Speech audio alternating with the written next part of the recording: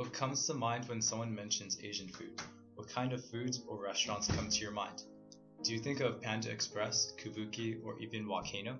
Do you think of sushi, fried rice, noodles, pho, or maybe something more exotic like raw oysters, balut, raw beef, ox tongue, or oxtail soup? Imagine most of these dishes that you see at Panda Express. Do you think that most of these dishes would be considered Americanized or traditional Asian food? Most Asian chain restaurants will turn traditional dishes into a more American-friendly one. Even the way we eat Asian food has been Americanized. For instance, if you were to go to an authentic Japanese restaurant, it would be considered disrespectful to rub your chopsticks together. By doing that, it is telling the owners that they have cheap chopsticks and that they aren't fancy enough.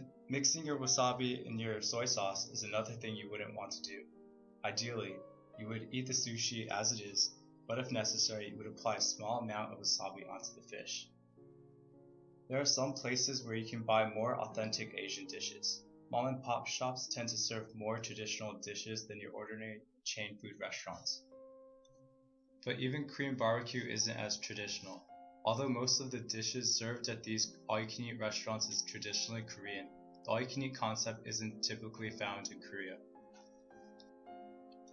In Korea, when going out with friends, you would order 1 or 2 dishes and some drinks. Once you are done, it would be time to move on to the next place and order another dish and another round of drinks. Not all traditional Asian foods are considered acceptable to eat in America.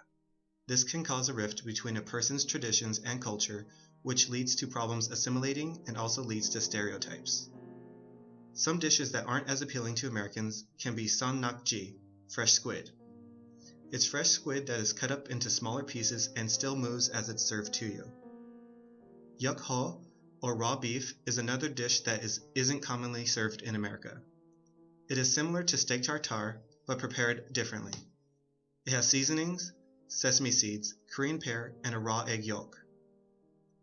Some of the foods that are considered traditionally Asian foods are treated as taboo here in US. We will touch on these prime examples, balut and dog meat. We will also discuss the taboo that is associated with these 2 dishes and attempt to dismantle stigma. Eating Asian food, Filipino food, was good. Throughout my life, I ate school cafeteria food. After school, I ate American fast food. And for dinner, I ate my mom's cooking, Filipino food. It was a good balance between my Filipino roots, my Filipino culture, and the cultural setting around me, the American culture.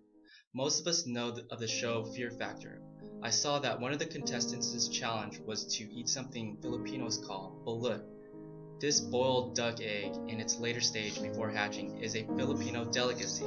I remember in the Philippines someone would go door to door as if they were the milkman or the ice cream man and sell the eggs. What most people don't know is that the actual embryo is discarded and it's the egg yolk that people eat. With a little salt, it's really good. There are Filipino dishes that use the insides and blood of an animal. I remember going to the slaughterhouse when I was young. The butcher would ask, "Do you want this? Do you want this?" referring to the intestines and the blood. Our family took as much of the animal as possible, so that hardly any of the animal would go to waste. Through racialization, it is assumed that Asians generally eat dog, but throughout the years, it has been more focused on Korea. Many are against it, but aren't aware of the history of why eating dog came to be.